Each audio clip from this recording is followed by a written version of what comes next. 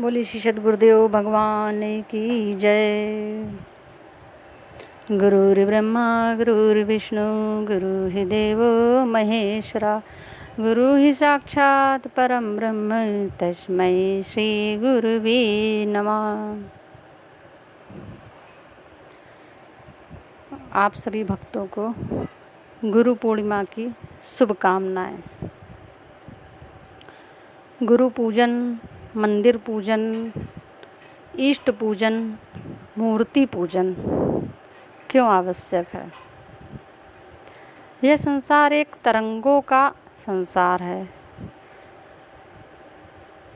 जब हम किसी से मिलते हैं, बात करते हैं, छूते हैं, कोई व्यवहार करते हैं, तो हमारी तरंगे उस पर जाकर बैठती हैं। जैसे कहते सेंसर्स, हमारी इंद्रियां।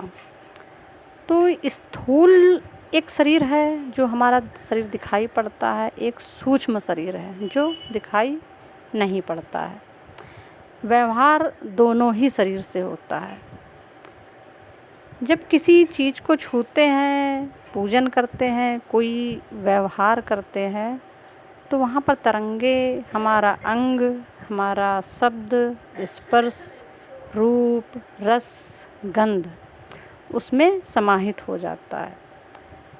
क्योंकि न्यूटन का थर्ड लॉ है क्रिया प्रतिक्रिया का नियम, और ऊर्जा संरक्षण का भी सिद्धांत है कि कोई भी वस्तु ना तो उत्पन्न की जा सकती है और ना ही नष्ट की जा सकती है, केवल उसका रूप बदला जा सकता है। तो इस तरह से हम जब मूर्ति पूजन करते हैं, कहीं किसी मंदिर में जाते हैं, वहाँ मूर्ति को पूजते हैं, तो हमारी भावनाएं, हमारा स्पर्श उस मूर्ति में संग्रहित हो जाता है, स्थित हो जाता है।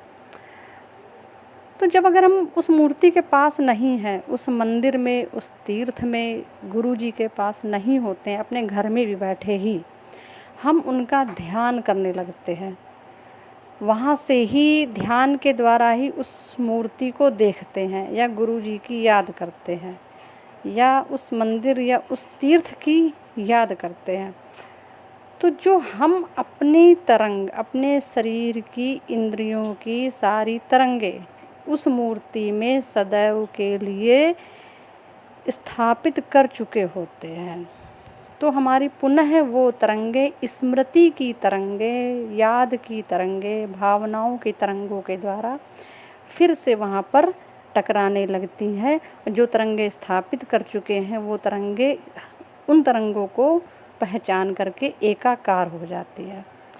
तो इस तरह से घर में बैठ कर के भी हम पुनः उस मंदिर, उस तीर्थ, गुरु देवता का पूजन करके लाभ उठा सकते हैं। आप इसको उदाहरण के रूप में ऐसा समझिए कि आप कभी किसी व्यक्ति से मिले, जैसे कि एक स्त्री अपने पति को प्रेम करती है और प्रेम के पश्चात जब वो विरह हो जाता है, वियोग हो जाता है, दूर चला जाता है उसका पति, तो वो अपने पति को याद करके पुनः वैसे ही वो रोमांचित हो जाती है, उसको महसूस करने लगती है। तो यही प्रक्रिया जो है हमारी संसार में हर व्यक्ति, हर वस्तु के साथ चलती है।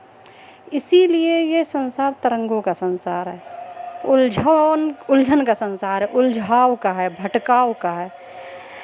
तो अगर हमने अपनी तरंगे, अपनी शक्तियाँ किसी सही जगह पर लगा दी है, उलझाव नहीं होगा, पुनः पुनः हम फिर से सही मार्ग पे पहुँचेंगे।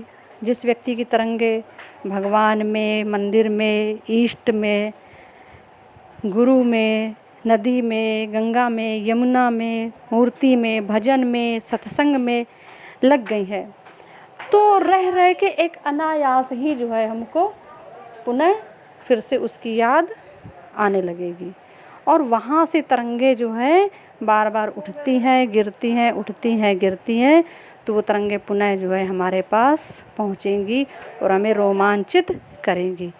इसलिए हमको जो है सदैव सद्कार्यों में, सद्भक्ति में, सद्ज्ञान में, सत्संग में, मूर्ति में, भगवान की मूर्ति में, देवालय में, ईष्ट में, गंगा जी में, यमुना जी में ही बार बार लगना चाहिए। बोले श्री कृष्ण भगवान की जय।